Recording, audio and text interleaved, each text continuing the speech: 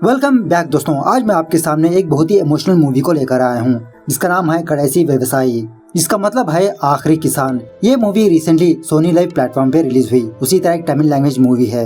आप मूवी के बारे में बात करें तो सच में मूवी बहुत ही काबिल तारीफ है। डायरेक्टर भाई साहब ने इस मूवी के जरिए से किसानों की हालत को बताया गया है और इसी तरह कुछ गाँव की हालात को भी। पुलिस वाले एक किसान को कैसा ट्रीट करते हैं, ऐसी बहुत सारी बातें इस मूवी में दिखाया गया है। इस मूवी में विजय सेतुपति भी एक छोटा सा रोल किया है और वो कैरेक्टर भी भाई साहब सच में काबिले तारीफ है। तो चलिए वीडियो को पूरा देखना जरूर। उससे पहले लुटा दो प्यार, फॉलो इंस्टाग्राम। मूवी की शुरुआत में ही तमिलनाडु के एक छोटे से गांव को दिखाया जाता है। उसी गांव में मायंडी नाम का एक 80 साल का बूढ़ा रहता है और मायंडी एक किसान होता है। इसके गांव के काफी सारे लोग खेती बाड़ी करना छोड़ दिया। कुछ लोगों ने अपनी जमीन को बेच दिया, कुछ लोग शहर चले गए, कुछ लोग अपने ही गांव में दूसरे काम करने लगे। इस गांव में यही एक लौता बंदा है जो अपने छोटी सी खेत में खेती बाड़ी करते रहता है अपने दोनों गायों के साथ। अब मायंडी की पर्सनल लाइफ के बारे में बात करें तो ये अपने घर में अकेला रहता है। इसकी ना कोई बीवी है ना बच्चे, लेकिन थोड़ी दूरी पर मायंडी की एक बहन रहती है और इसी के साथ साथ इसका एक पोता भी। अकेले ही मायंडी अपने सारे काम करता रहता है, खाना पकाना। खैर इसी दरमियान में एक दिन मायंडी बाजार जाता है कुछ तरकारी वगैरह खरीदने के लिए और इसी तरह मायंडी एक दुकान में जाता है अपनी खेती के लिए टमोटा के बीज खरीदने के लिए। वो दुकान वाला बंदा मायंडी को टमोटा बीज की एक पैकेट देता है और कहने लगता है कि ये हाइब्रिड बीज है, इन बीजों से तुम्हारी फसल बहुत अच्छे से उगेगी। अपनी फसल को देखकर तुम अगली बार भी मेरे पास ही आओगे इन बीजों को खरीदने के लिए। मायंडी कहने लगता है अगली बार मैं तुम्हारे पास क्यों आऊँगा, खेती बाड़ी करके उन्हीं टमाटों के बीजों से दोबारा अपनी खेती बाड़ी करूँगा। दुकान वाला कहने लगता है अरे नहीं दादा, उन टमाटों में बीज नहीं होते, ये किसी इंग्लिश वालों ने तैयार किया है। मायंडी कहने लगता है किस घटिया इंसान ने ऐसे बीजों को बनाया, जब उसका बेटा बाप बनने के लायक नहीं बनेगा तब उसे पता चलेगा। इस तरह से गुस्सा करके मायंडी बिना उन बीजों को खरीद के वापस अपने घर चला जाता है। और यहाँ पर एक और बात यह है कि मायंडी थोड़ा कम सुनता है। खैर दूसरे दिन मायंडी के गांव में बिजली गिरने की वजह से एक बहुत बड़ा पेड़ जल के राख हो जाता है और एक्चुअली ये पेड़ बहुत साल पुराना होता है। सारे गांव वाले इस चीज को अपशगुन मानते हैं। तभी गांव वाले किसी जगह पर इकट्ठा होते हैं। गांव का बड़ा मुखिया अपने गांव वालों से कहने लगता है कि हम अपने देवता को पूजा करनी चाहिए क्योंकि गांव में बिजली गिरना एक बहुत बड़ा अपशगुन है। खैर अब पूजा करने के लिए देवता को दान देना बहुत जरूरी होता है, लेकिन इस गांव में कोई भी बंदा खेती बाड़ी नहीं कर रहा सिवाय मायंडी के। सो गांव के दो बड़े लोग मायंडी के पास जाकर यही बात बताने लगते हैं कि तुम्हारे पास तो थोड़ी बहुत खेती है, तुम अपने खेती में चावल को उगाओ, हम अपने देवता को समर्पित करेंगे। गांव में तो कोई भी खेती बाड़ी नहीं कर रहा सिवाय तुम्हारे। सो पहले तो मायंडी इसके लिए मना करता है, लेकिन बाद में ये राजी हो जाता है। सो दूसरे दिन मायंडी इसी काम पे लग जाता है। खैर दूसरे सीन में रामैया नाम के एक बंदे को दिखाया जाता है। एक्चुअली रामैया इसी गांव का रहने वाला है। कुछ सालों पहले रामैया ने एक लड़की से प्यार किया था। उस लड़की के माँ बाप इन दोनों की शादी से राजी नहीं हुए, जिसकी वजह से रामैया की जीएफ जहर पीकर मर गई। तब से लेते हुए रामैया शादी नहीं की। वो अपने हाथ में 2 बैग्स लेकर हर एक टेम्पल घूमते रहता है और इसी तरह रामैया ये मानते रहता है कि इसकी गर्लफ्रेंड इसके साथ ही है। इसीलिए रामैया जो कोई भी चीज खरीदता वो 2 खरीदता, एक रामैया के लिए एक इसकी गर्लफ्रेंड के लिए, चाहे वो चाय हो या तो फिर खाना। सारे के सारे गांव वाले रामैया को पागल समझते रहते हैं। खैर जब कभी भी रामैया अपने गांव आता, रामैया फौरन मायंडी के घर जाता है, लेकिन मायंडी रामैया को देखकर इसकी बहुत कदर करते रहता है। तहे दिल से इसको अपने घर में स्वागत करता है। खैर घर में आने के बाद रामैया मायंडी से खाना पूछता है। मायंडी रामैया के लिए 2 प्लेट खाना देता है, एक रामैया के लिए एक इसकी जीएफ के लिए। उसके बाद ये दोनों खाना खाते समय रामैया बहुत सारी बातें डिस्कस करते रहता है कि ये कहाँ कहाँ पर गया, किस मंदिर में गया। खाना वाना खाने के बाद रामैया वही जमीन पर लेट जाता है, सो जाता है। जब सुबह होती है रामैया अपने दोनों बैग्स को अपने हाथ में लेकर दूसरे मंदिर के लिए रवाना होता है। खैर अब आने वाले कुछ दिनों में इस गांव के लोग फेस्टिवल करने का सोच रहे हैं। सो इसके लिए मायंडी का पोता कुरुपन और उसका दोस्त सुरेश ये दोनों एक कुम्हार के पास जाते हैं, एक घोड़े की मूर्ति और एक घड़ा बनवाने के लिए। वो कुम्हार भी एक बूढ़ा बंदा होता है। वो बूढ़ा आदमी कुरुपन से कहने लगता है कि अब मैं ये काम नहीं कर रहा, मेरे पास जो लोग काम कर रहे थे उन्होंने भी अपना काम बंद कर दिया। मूर्ति बनाने के लिए मेरे पास मिट्टी भी नहीं है, अगर आप लोग मिट्टी ले आओगे तो मैं किसी भी तरह करके मूर्ति और घड़े को बनवा दूंगा। यह सुनने के बाद कुरुपन और सुरेश ये दोनों अपने गांव के नदी किनारे के पास जाते हैं मिट्टी लेने के लिए। वहाँ पर 2 पुलिस वाले पहरेदारी के लिए बैठे होते हैं। कुरुप्पन यही सारी बात उस पुलिस ऑफिसर को बताता है कि आने वाले कुछ दिनों में हमारे गांव का फेस्टिवल होने वाला है, इसके लिए हमको थोड़ी मिट्टी चाहिए, मूर्ति बनवाना है। पुलिस वाला कहने लगता है कि कुछ दिनों बाद हमको इलेक्शन ड्यूटी पड़ेगी, यहाँ पर कोई भी नहीं रहेगा, तब तुम लोग चोरी चुपके यहाँ पर आकर जी चाहे मिट्टी को ले जाओ। वहीं दूसरी तरफ माइंडी अपने खेती बाड़ी के काम में लगा रहता है।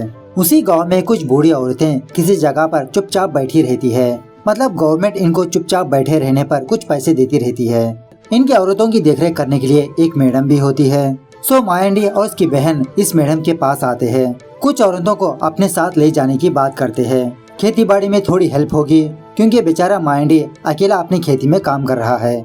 वो मैडम उन औरतों से कहने लगती है, अगर तुम लोग यहाँ से चले गए तो मेरी जॉब जाएगी, मैं तुम लोगों को यहाँ से हरगिज नहीं भेजूंगी। यह सुनने के बाद बेचारा माइंडी बहुत अफसोस करता है। उसके बाद माइंडी और उसकी बहन ये दोनों अपने खेती में जाकर अपने खेती बाड़ी का काम करने लगते हैं। थोड़ी देर के बाद माइंडी की बहन भी वहाँ से चली जाती है, उसको बैक पेन होता है।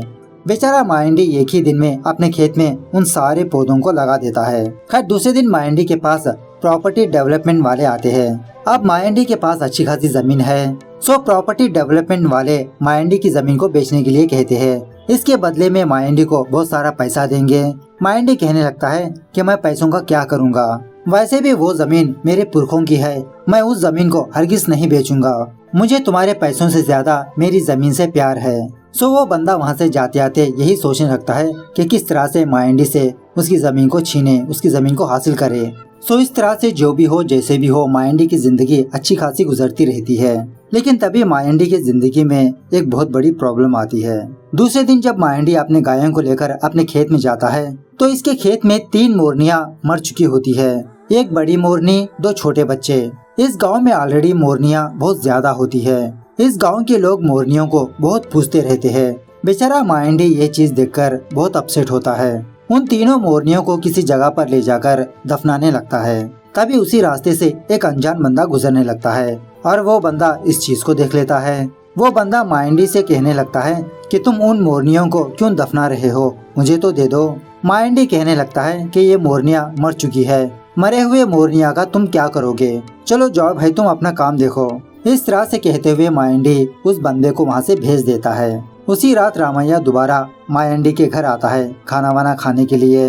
बातों के दरमियान माइंडी आज जो कुछ हुआ वो रामैया को बताने लगता है। रामैया कहने लगता है कि जो कोई भी इस धरती पर है उसे कभी न कभी मरना ही है, उसके बारे में तुम फिक्र मत करो, लॉर्ड मुरुगेशन का एक और प्लान है। अब बेचारे माइंडी को रामैया की बातें कुछ भी समझ में नहीं आती। बेचारा माइंडी गम के मारे उस रात खाना भी नहीं खाता। खैर दूसरे दिन जब माइंडी अपने खेत के पास बैठा होता है तभी वहाँ पर एक पुलिस कांस्टेबल आता है। अब माइंडी को ऑलरेडी इसी तरह से सुनाई नहीं देता। बहुत ही मुश्किल से माइंडी को समझाने लगता है कि ये पुलिस वाला है और माइंडी ने कल 3 मोरनियों को दफनाया, उसी के लिए ये कांस्टेबल यहाँ पर आया है। ऐसा कहते हुए वो कांस्टेबल माइंडी को पुलिस स्टेशन ले जाता है। थोड़ी देर बाद वहाँ पर एसआई आता है। वो कांस्टेबल एसआई को माइंडी के बारे में बताने लगता है। एसआई कांस्टेबल से कहने लगता है, अरे लास्ट ईयर उसी गांव में किसी ने 2 मोरनियों को मार दिया था ना, जब हम पुलिस वाले उनके गांव में गए वो लोग हमको अंदर आने नहीं दिया। खैर चलो जो भी हो, क्या इस केस के खिलाफ कोई आई विटनेस है? तो कांस्टेबल उस बंदे को दिखाता है जिसने माइंडी को 3 मोरनियों को दफनाते हुए देखा। खैर इस तरफ गांव में माइंडी की बहन को यह बात पता चलती है कि माइंडी अभी तक अपने घर वापस नहीं आया। हालांकि इसको इतनी देर नहीं लगती। सुरेश और कुरुप्पन को बुलाकर इसके बारे में जानने के लिए कहती है। तब जाके माइंडी के गांव वालों को यह बात पता चलती है कि पुलिस वालों ने माइंडी को पुलिस स्टेशन ले गए। सो उस गांव के कुछ लोग पुलिस स्टेशन जाते हैं माइंडी को वापस अपने घर लाने के लिए, लेकिन वो एसआई माइंडी को उसके घर नहीं भेजता। दूसरे दिन वो इंस्पेक्टर माइंडी को कोर्ट में पेश करता है और बेचारा माइंडी इस दरमियान में बार बार कांस्टेबल से यही पूछते रहता है, क्या अब मैं घर जा सकता हूँ, मुझे यहाँ पर क्यों लेकर आए। थोड़ी देर बाद जज साहिबा यहाँ पर आती है। माइंडी का केस जानकर माइंडी से सवाल करने लगती है कि आपने मोरनियों को क्यों मारा। माइंडी कहने लगता है कि मैं मोरनियों को क्यों मारूंगा, मोर सुब्रमण्य स्वामी की सवारी है, वो 3 मोरनियां मेरे खेत में मरी पड़ी थी, मैंने बस दफनाया। जज माइंडी की मासूमियत को देखकर एसआई से पूछने लगती है, क्या इस केस में कोई आई विटनेस है? तो वो एसआई उस आई विटनेस को बुलाता है। जज इससे पूछने लगती है, क्या तुमने इस बूढ़े आदमी को उन 3 मोरनियों को मारते हुए देखा या दफनाते हुए देखा? यह बंदा साफ साफ सच बताने लगता है।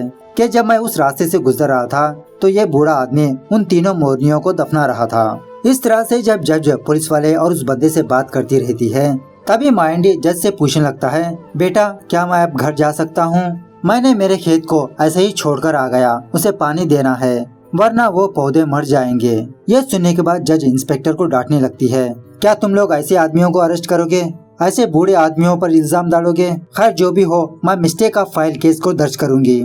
जब तक आप अपने सुपीरियर से बात करके इस केस की रिपोर्ट बनवाइए। और उसी तरह वो जज उस कांस्टेबल से कहने लगती है कि तुम हर रोज माइंडी के गांव जाकर उसके खेत की देखरेख करते रहो, उसके खेत में पानी डालते रहो। उसके बाद माइंडी से कहने लगती है कि सर आपको 15 दिन के लिए रिमांड में भेजा जाएगा, जब तक आपकी खेत की देखरेख ये कांस्टेबल करेगा।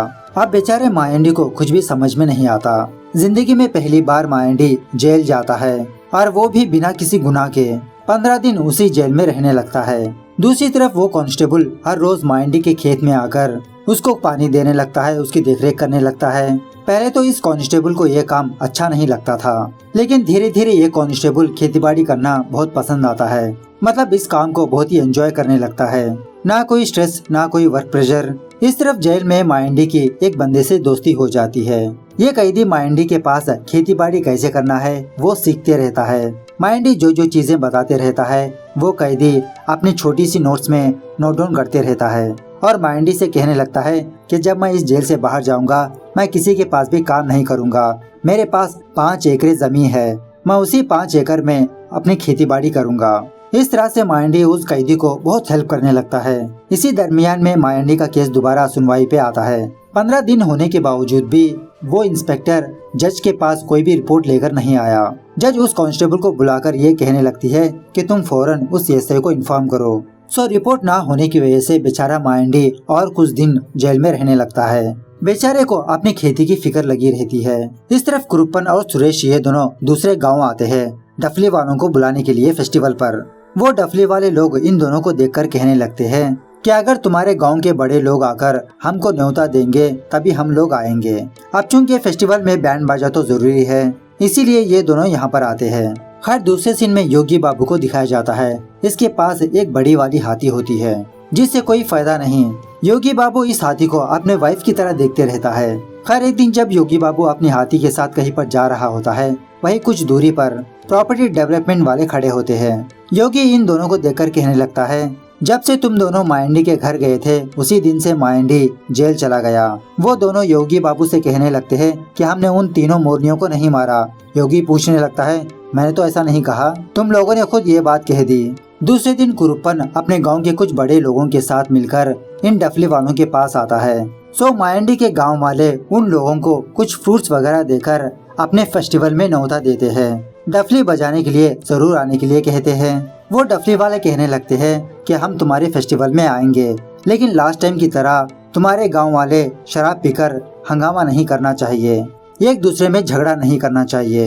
एक्चुअली माइंडी के गांव में काफी सारे कैस्ट के लोग होते हैं और इन लोगों के अलग अलग देवता होते हैं। सो लास्ट टाइम इसी कैस्ट फीलिंग आकर बहुत बड़ा झगड़ा हुआ था। खैर माइंडी के गांव वाले कहने लगते हैं, नहीं नहीं इस बार ऐसा नहीं होगा। खैर 2 दिन के बाद माइंडी को दोबारा कोर्ट में पेश किया जाता है, लेकिन इस बार भी वो इंस्पेक्टर कोर्ट के सामने कोई भी रिपोर्ट को नहीं ले आया। जज माइंडी से कहने लगती है, सर आप और 15 दिन के लिए रिमांड में जाना होगा।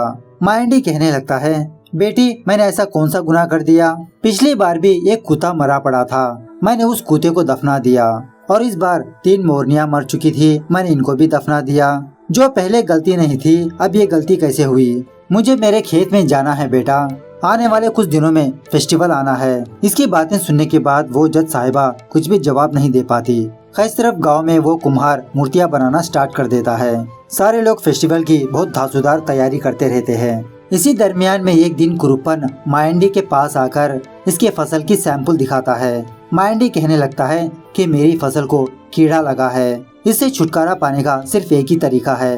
ऐसा कहते हुए अपने पोते को एक दवाई बनाने के लिए कहता है, कुछ पत्तों को मिलाकर और उसी तरह गौमूत्र को मिलाकर। इन सारी चीजों को मिलाकर फसल में छिड़कने के लिए कहता है।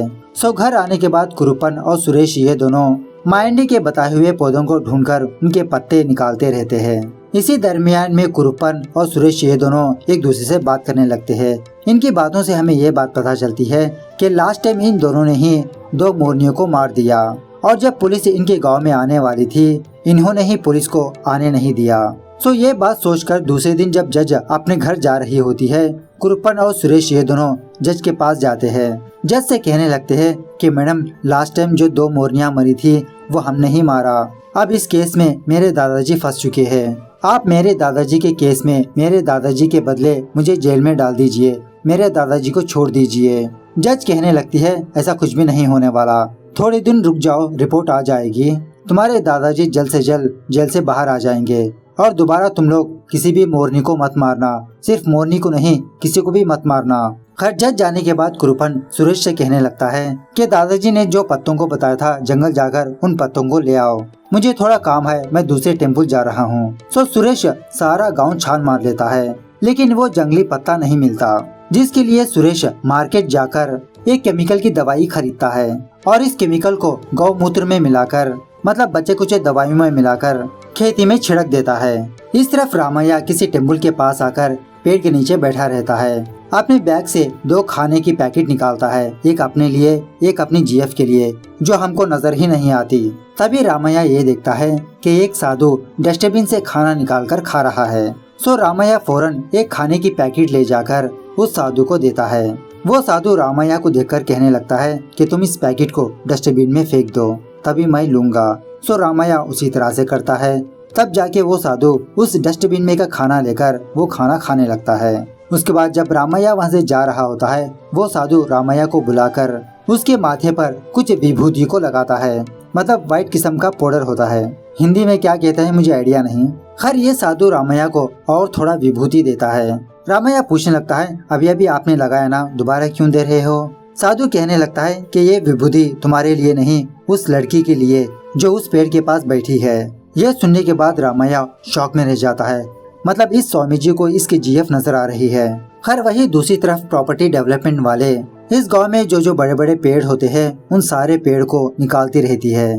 मतलब इस मूवी में ये भी एक छोटा सा मैसेज है कि किस तरह से धीरे धीरे गांव नष्ट हो रहे हैं। खैर एक दिन कुरुप्पन मायंडी के पास आता है विभूति लेकर और उससे कहने लगता है कि दादाजी ये विभूति रामैया ने दिया। एक दिन रामैया मुझे किसी पहाड़ी पर ले गया। रामैया बिना थके पहाड़ी पर चढ़ता रहा। वो ऊपर पहुंचकर आसमान को देखा, दोबारा मेरे पास आकर ये विभूति दी और कहा कि ये आपको दे। दोबारा रामैया उसी पहाड़ी पर गया। तभी आसपास के मोर आवाज देने लगे। इसी चीज को देखने के लिए जब मैं इधर उधर घूम के दोबारा रामैया की तरफ देखा तो वहाँ पर रामैया नहीं था। दादाजी रामैया गायब हो गया। मायंडी कहने लगता है वो गायब नहीं हुआ, वो उड़ के चला गया। ऐसा कहते हुए उस विभूति को अपने माथे पर लगा लेता है। हर दूसरे दिन मायंडी को दोबारा कोर्ट के पास लाया जाता है। यहाँ आने के बाद मायंडी और पुलिस वालों को ये बात पता चलती है कि जज साहिबा आने में थोड़ी देरी होगी। कांस्टेबल मायंडी को किसी जगह पर बिठा देता है, लेकिन तभी मायंडी अपने गांव के किसी लड़के के साथ मिलकर अपने गांव जाता है अपनी खेती देखने के लिए। वहां जाने के बाद बेचारा मायंडी ये देखता है कि इसकी सारी की सारी फसल गिर चुकी है, मतलब बर्बाद हो चुकी है। इसी दरमियान में जज साहिबा वहाँ पर आती है। उस इंस्पेक्टर से मायंडी के बारे में पूछने लगती है और उससे डांटने लगती है कि आप लोग एक बूढ़े आदमी को देख नहीं सकते। सो फौरन 2 कांस्टेबल मायंडी के पास आते हैं। वो कांस्टेबल भी इस फसल को देखकर बहुत दुखी होते हैं। जो भी हो वो कांस्टेबल मायंडी को दोबारा कोर्ट के पास ले जाते हैं। जज मायंडी से पूछने लगती है कि सर आप कहाँ पर चले गए थे? कांस्टेबल जो कुछ हुआ वो बताने लगता है कि इसकी फसल उजड़ चुकी है। जज कहने लगती है इसकी वजह आप पुलिस वाले ही हो, अगर आप लोग ढंग से इन्वेस्टिगेशन करते तो इस बूढ़े आदमी को जेल में नहीं रहना पड़ता। इस तरह से कहते हुए जज मायंडी को यहाँ से जाने के लिए कहती है। अब बेल दिलवाने के लिए थोड़ी बहुत तो फॉर्मेलिटी होती है। वो पुलिस वाले मायंडी को पुलिस स्टेशन लाते हैं, लेकिन ये पुलिस वाले मायंडी के पेपर्स रेडी करने के बजाय एक दूसरे में गपशप लड़ाने लगते हैं। बेचारा मायंडी बाहर के किसी बेंच पर बैठा रहता है अपनी फसल की फिक्र करते हुए। थोड़ी देर बाद जज खुद इस पुलिस स्टेशन आती है। सारे पुलिस वालों को डांटने लगती है, क्या तुम लोगों ने अभी तक उस बूढ़े आदमी को उसके घर नहीं भेजा? कहाँ पर है वो बूढ़ा आदमी? सो जज जब बाहर जाती है तो किसी बेंच पर मायंडी लेटा होता है। पुलिस वाले जज सारे लोग मायंडी को जगाने की कोशिश करने लगते हैं, लेकिन मायंडी कोई भी हरकत नहीं कर रहा होता। वो अपनी नींद से नहीं जागता। उसके बाद मायंडी के पास वो कैदी आता है जिसको मायंडी ने खेती बाड़ी करना सिखाया था। वो बंदा मायंडी से कहने लगता है कि दादा आप जागिए, मुझे खेती बाड़ी सिखाइए, मुझे और कुछ चीजें सीखनी है, पानी कैसे डालना है, कितना पानी डालना है, बीजों को कैसे सेलेक्ट करना है, उठिए दादा। लेकिन बेचारा मायंडी हरकत में ही नहीं होता। ये देखकर जज घबराने लगती है, बहुत अपसेट हो जाती है। तभी देखते ही देखते एक मोरनी आवाज देती है। उस मोरनी की आवाज सुनकर मायंडी झटके से उठ बैठता है। जज को देखकर यही पूछने लगता है, क्या अब मैं घर जा सकता हूँ? जज कहने लगती है, हाँ सर, अब आप अपने घर जा सकते हो, मैं खुद आपको अपनी कार में आपकी फसल तक पहुँचाऊंगी। इस तरह से वो जज मायंडी को अपनी कार में ले जाती है। यहाँ आने के बाद मायंडी ये देखता है कि गांव के काफी सारे लोग मायंडी के खेत में काम करते रहते हैं और वहाँ पर योगी बाबा भी होता है जो अपने हाथी को लेकर आता है। पुलिस वाले भी खेती बाड़ी में अपना हाथ बटाते हैं और कुछ दिन गुजरने के बाद इनके गांव का फेस्टिवल शुरू होता है। उस गांव के हर एक जाति के लोग अपने अपने देवताओं के पास जमा होते हैं। बिना कोई डिफरेंस के इस फेस्टिवल को मनाने लगते हैं। हर एक बंदा अपने अपने तरीके से कुछ खाने के सामान अपने अपने देवता को समर्पित करते रहता है। इसी दरमियान में मायंडी भी अपने फसल की धान लेकर इन देवताओं के पास आता है, अपनी फसल को भी देवताओं को समर्पित करता है। खैर दूसरे दिन मायंडी एज यूजुअल की तरह अपनी दोनों गायों को लेकर अपने खेती के पास जाता है। वहाँ पर जाकर बहुत ही सुकून से बैठा रहता है। तभी थोड़ी दूरी पर मायंडी ये देखता है कि एक मोरनी डांस करती रहती है, बहुत ही खूबसूरत डांस। तभी एक बिजली उस जगह पर गिरती है। अब ये बिजली कहाँ पर गिरी ये मूवी में दिखाया नहीं गया, शायद मायंडी के पास या कहीं और इसी तरह यहाँ पर हमको एक और बात पता चलती है कि उन 3 मोरनियाँ मरने की वजह यही बिजली है। मतलब शायद इसी बिजली की वजह से वो तीनों मोरनियाँ मर गई। इस तरह से ये खूबसूरत मूवी यहाँ पर दी एंड होती है। सच में भाई साहब इस मूवी में काफी सारे इमोशनल सीन्स है, स्पेशली जेल का इंसिडेंट जब मायंडी अपने नींद से जाग नहीं रहा था। मूवी कैसे लगी कमेंट करके बताना जरूर। मिलते हैं अगली वीडियो में, तब तक take care, bye bye, see you soon.